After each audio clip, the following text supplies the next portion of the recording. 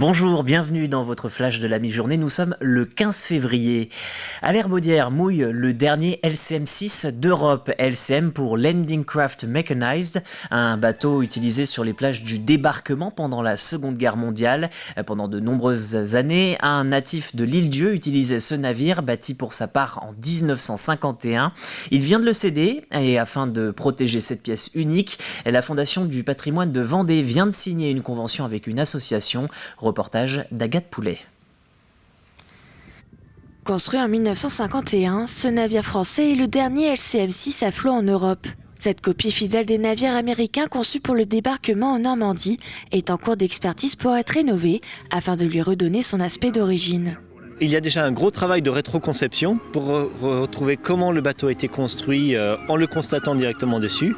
Mais il y a aussi un énorme travail dans les archives. On a pu retrouver certains plans de construction. On va travailler en collaboration avec une entreprise Pépin en Vendée qui vont eux s'occuper plutôt des travaux de restauration de la coque. Alors que nous allons nous occuper plutôt de la restauration de la timonerie, c'est-à-dire tout ce qui est pont, cabine, intérieur du bateau. Après avoir navigué pendant plus de 30 ans, son propriétaire a décidé au mois de novembre de confier son bateau à l'association LCM6 English Boat Project pour le sauvegarder et prendre la relève sur la rénovation. Il était utilisé jusqu'à l'année dernière parce qu'il appartenait à un artisan de l'Île-Dieu qui s'en est servi pendant près de 30 ans pour faire du transport entre l'Île-Dieu et le continent. Et elle n'était plus utilisée parce que ce monsieur est parti à la retraite et il a trouvé intéressant de sauvegarder le bateau. Aujourd'hui, elle aura plus une utilité de navire patrimonial. Un patrimoine que l'association compte bien préserver afin de transmettre une partie de l'histoire. Ce navire avait la particularité d'être construit avec un fond pratiquement plat pour pouvoir se poser grâce à un faible tirant d'eau durant la Seconde Guerre mondiale. Ce qu'a dit le général Eisenhower, qui était le chef des forces alliées, si ce bateau n'avait pas existé, la stratégie militaire aurait été complètement changée. Et effectivement, c'est ce qui a fait le débarquement. Ça a fait la force du débarquement, où qu'il soit, ça a été ce bâtiment. C'est pour transmettre le devoir de mémoire, pour sauver un patrimoine. Ça sera la seule en Europe qui naviguera. Donc ce serait vraiment dommage que ça finisse en parc à ferraille.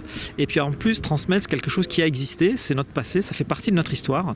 Les travaux de rénovation sont estimés à plus de 50 000 €. Ils débuteront à partir du mois de novembre. L'association espère que le navire soit prêt en mai 2024, avant les 80 ans du débarquement de Normandie. Au Palais Bourbon, les parlementaires ont rejeté hier soir le second article du projet de loi sur la réforme des retraites, un texte prévu pour améliorer la place des salariés en fin de carrière avec la création d'un index senior. Il reste encore 18 articles à examiner pour les élus. Véronique Besse, députée de la 4e circonscription du département, participe à ces débats, mais regrette parfois le manque de tempérance de certains. Il y a du débat, ça c'est intéressant. Et moi qui ai été députée il y a quelques années, je peux comparer. Et aujourd'hui, il y a du débat. Et ça, c'est bien parce qu'on peut défendre un certain nombre d'amendements sur tous les textes, en fait. Mais sur le texte de la réforme de la retraite, là, il y a une obstruction totale, puisqu'il y avait plus de 20 000 amendements, je vous le rappelle. Et il y a une obstruction, donc ça n'avance pas. On pinaille sur tout et rien. Donc c'est assez démotivant. Et on est dans la cour de récréation. Et même la cour de récréation est certainement plus calme dans nos communes. Quelques images du rond-point Napoléon-Vendée, rond-point situé sur le contournement nord de La Roche-sur-Yon. Depuis ce matin, une première voie vient d'ouvrir dans le sens Bournezeau-Chaland. Une bonne nouvelle pour les automobilistes souvent coincés dans les bouchons. Plus de 24 000 véhicules passent chaque jour sur ce rond-point. L'autre sens devrait de son côté ouvrir au mois de mars. Une tradition revient après 2 années d'interruption liée à la crise sanitaire. À Saint-Pierre-du-Chemin, la Saint-Valentin est le théâtre d'une semaine de festivités autour des reliques du dit Valentin. Plus de 2000 personnes sont venues dans la commune pour célébrer le saint patron des amoureux. Et pourquoi pas s'unir, des mariages fictifs sont en effet fréquemment célébrés. Sur place, le reportage de Cyril Guillet. Après 2 années blanches dues au Covid, le public s'est déplacé nombreux pour venir fêter la Saint-Valentin à Saint-Pierre-du-Chemin.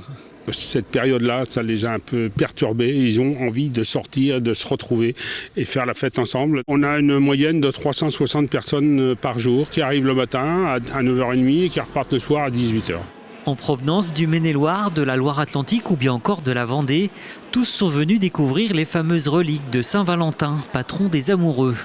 Datée du IIIe siècle, elle suscite la curiosité de tous. Ça fait quelque chose quand même, parce que depuis 1800 combien on nous a dit que ça existait. Donc c'est vrai que c'est quand même impressionnant. Puis bon, faut garder ça pour le patrimoine en plus, voilà. Je trouve ça très bien, les ostensoirs, tout ça, c'est magnifique. Hein.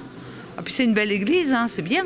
Elles sont authentiques, elles ont été certifiées par le Vatican en 1847 et attribuées à la commune à la paroisse de Saint-Pierre-du-Chemin. Parce que tout simplement, il y avait l'abbé Bernier qui était parti à Rome. C'était pour la béatification du père de Montfort. Et il était là-bas. Puis à l'époque, il était de bon ton quand on trouvait des reliques. Tiens, les gens qui étaient autour, ça m'a dit, moi je voudrais bien pour envoyer à ma paroisse de naissance. Alors par contre, elles ont mis je ne sais combien d'années à venir à Saint-Pierre-du-Chemin. Et après une petite part de brioche, la matinée s'est poursuivie en musique à quelques pas de là dans la salle des fêtes où Stéphane Olivier, Chantal et Gilles Dreux ont présenté des extraits de leur répertoire.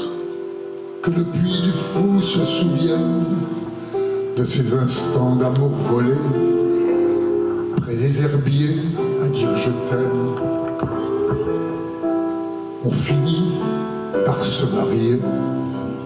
Et justement, en parlant de mariage, 2 participants ont pu en faire l'expérience à l'occasion de cette cérémonie peu conventionnelle placée sous le signe de l'humour. Au nom de la loi et des pouvoirs qui ne me sont pas conférés, je vous déclare unis par les liens du mariage. Vu le oui enthousiaste de la mariée, cette union sera en CDD d'1 mois renouvelable éternellement. Les festivités vont se poursuivre ainsi jusqu'au samedi 18 février où une soirée cabaret viendra clôturer cette semaine. Le pays de Fontenay-Vendée organisait comme chaque année une plantation d'arbres. Cette année, c'est à Longève que les écoliers ont jardiné le temps d'une après-midi. 14 arbres plantés pour boiser un sentier. Il relie depuis quelque temps le centre-bourg à l'école publique et ce en toute sécurité puisque le chemin est séparé de la route. Sous peu, une passerelle va même être installée au-dessus du ruisseau La Longève, comme le nom de la commune. Ce genre de plantation permet selon les élus de contourner les élèves et de créer des souvenirs. Et puis en bref, pour terminer, vous avez pu suivre en direct et en intégralité sur TV Vendée Chaland-Rennes en National 1 masculine de basket.